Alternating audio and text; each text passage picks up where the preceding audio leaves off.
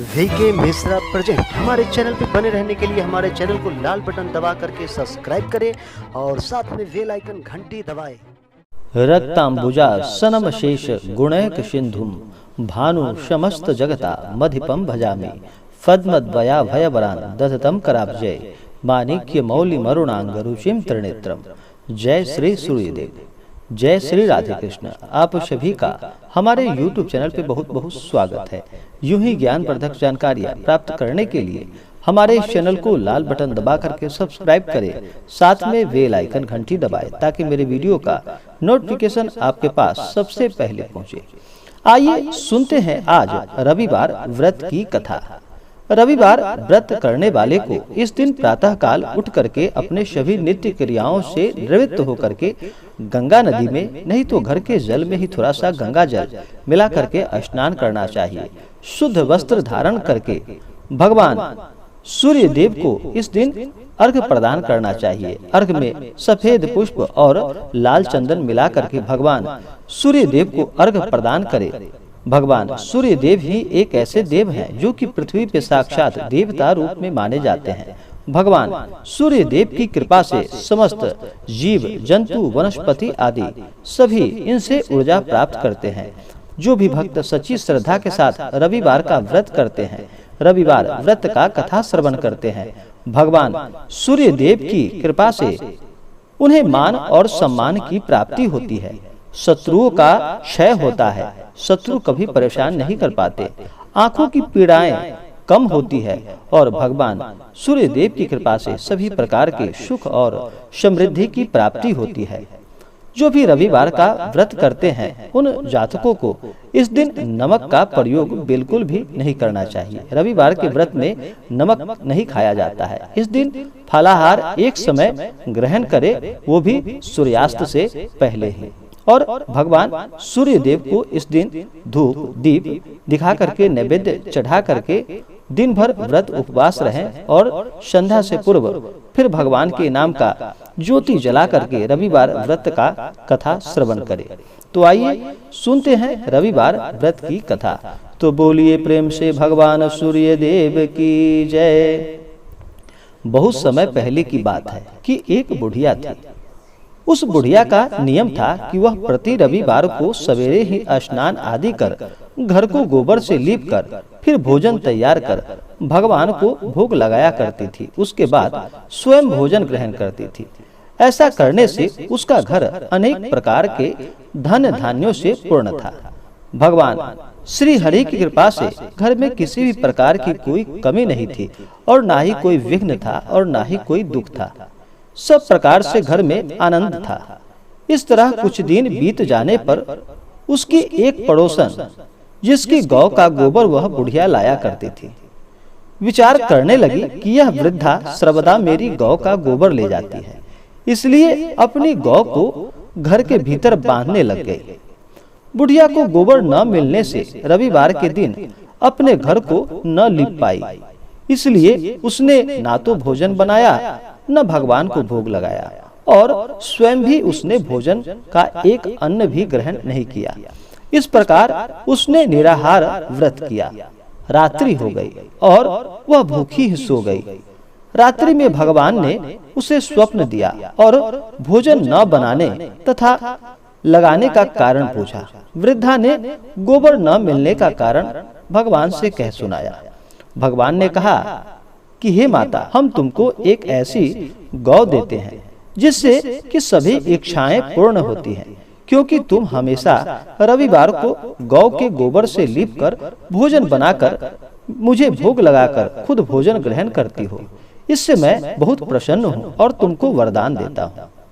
निर्धन को धन और बांझन स्त्रियों को पुत्र देकर दुखों को दूर करता हूँ तथा अंत समय में उन्हें मोक्ष प्रदान करता हूँ। स्वप्न में ऐसा वरदान देकर भगवान वहां से अंतर ध्यान हो गए और वृद्धा की आंखें खुली तो वह देखती है कि आंगन में एक अति सुंदर गौ और बछड़ा बंधा हुआ है। वह गाय और बछड़े को देखकर अति प्रसन्न हुई और उसको घर के बाहर बांध दिया और वहीं खाने को चारा डाल दिया।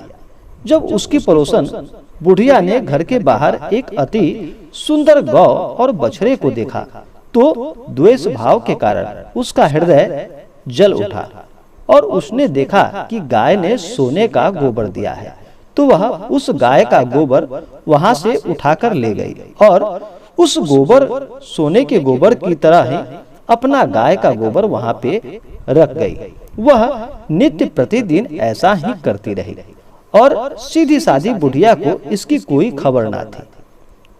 तब सर्वव्यापी ईश्वर ने सोचा कि चालाक पड़ोसन के कर्म से बुढ़िया ठगी जा रही है, तो ईश्वर ने संध्या के समय अपनी माया से बड़े जोर शोर से आंधी चला दी। बुढ़िया ने आंधी के भय से अपनी गौ को भीतर बांध लिया और प्रातः काल जब वृद्धा ने देखा कि गौ ने सोने का गोबर दिया है तो उसके आश्चर्य का ठिकाना न रहा। वह प्रतिदिन गौ को घर के भीतर ही बांधने लगी। उधर पड़ोसन ने देखा कि बुढ़िया गौ को घर के भीतर बांधने लगी है और उसका सोने का गोबर उठाने में नहीं बन पा रहा था, तो वह ईर्ष्या और डाह से जल उठी और कुछ उपाय न देखकर पड़ोसन ने उस देश के राजा की सभा में जाकर कहा कि हे महाराज, मेरे पड़ोसन में एक वृद्धा के पास एक ऐसा गौ है जो आप जैसा राजाओं के पास ही रहने योग्य है। वह नित्य सोने का गोबर देती है। आप उस सोने से प्रजा का पालन करिए। वह वृद्धा इतने सोने का क्या करेगी? राजा ने यह बात सुनकर अपने दूतों को वृद्धा के घर से गौ लाने की आज्ञा दे दी। वृद्धा प्रातः काल ईश्वर को भोग लगाकर भोजन ग्रहण करने ही जा रही थी कि राजा के दूत वहां पर आए और गौ खोलकर वहां से ले गए। वृद्धा काफी रोई चिल्लाई, किंतु कर्मचारियों ने कुछ भी उसकी एक ना सुनी। उस दिन वृद्धा गौ के वियोग में भोजन न खा सकी और रात भर रो रो कर ईश्वर से गौ को पुनः पाने के लिए प्रार्थना करने लगी। उधर राजा गौ को देखकर बहुत प्रसन्न हुआ, लेकिन सुबह जैसे ही उठा तो सारा महल गोबर से भरा हुआ दिखाई देने लगा।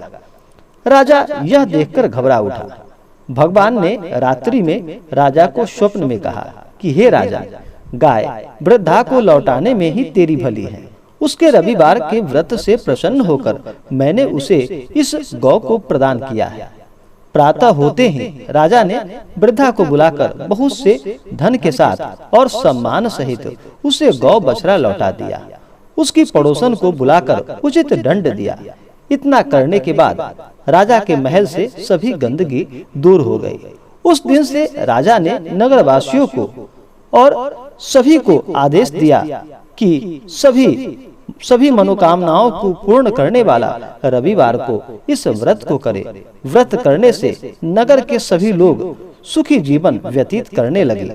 कोई भी बीमारी तथा प्रकृति का प्रकोप उस नगर पर नहीं हो पा रहा था। सारी प्रजा बड़ी सुख से रहने लगी और भगवान सूर्य देव का सभी भजन कीर्तन और व्रत करने लगे। हे भगवान सूर्य देव, जिस प्रकार आपने उस बुढ़िया पर अपना कृपा किया, हे प्रभु, आप अपने भक्तों पर इसी प्रकार से सदैव अपना कृपा दृष्टि बनाए रखना। जो भी आपका व्रत करे, जो भी आपके व्रत का कथा श्रवण करे, हे भगवान सूर्य देव, उसके घर को सभी प्रकार से सुखों से पूर्ण रखना। घर में हर प्रकार से धन धान्य भरा रखना। हे प्रभु, अपना सदैव कृपा अपने भक्तों के ऊपर बनाए रखना। तो बोलिए प्रेम से भगवान सूर्य देव की जय। तो आशा करता हूँ कि यह जानकारी आपको अच्छा लगा हो। ऐसे ही ज्ञानवर्धक जानकारियाँ प्राप्त करने के लिए हमारे इस चैनल को लाल बटन दबा करके सब्सक्राइब करें, साथ में बेल आइकन घंटी दबाएं ताकि मेरे वीडियो का नोटिफिकेशन आपके पास सबसे पहले पहुँचे।